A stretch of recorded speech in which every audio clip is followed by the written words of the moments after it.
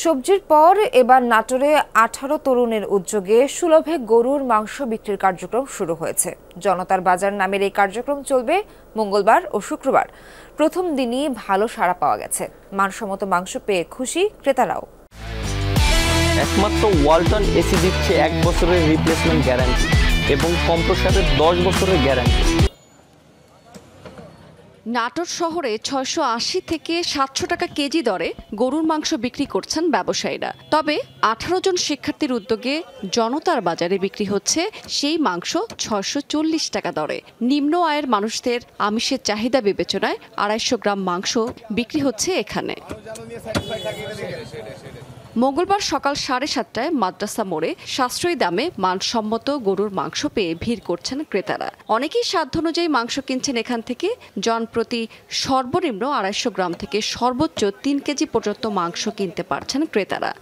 আমরা আসলে নিম্ন আয়ের লোক, 250 গ্রাম মাংস কোনো দোকানে দিবে না, এখানে দেওয়াতে আমি খুব খুশি।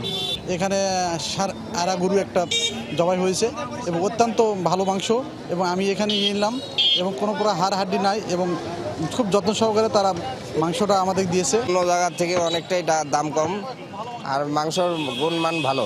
640 টাকা মেবি, ভালো, ওভারঅল সব দিকেই ভালো। চাল সবজি সহ নিত্যপণ্য সাশ্রয়ী দামে বিক্রির পর এবার মাংস বিক্রির উদ্যোগ নেওয়া হয়েছে। আয়োজকরা বলছেন নিম্ন আয়ের মানুষদের জন্য তাদের এই আয়োজন। প্রথম দিনে আমাদের জনতার বাজারে যে আমরা স্বল্প মূল্যে গোস্ত দেওয়ার যে আমরা প্রকল্প হাতে নিয়েছি, সেখানে আমরা প্রথম দিনেই অনেক সাড়া পাইছি।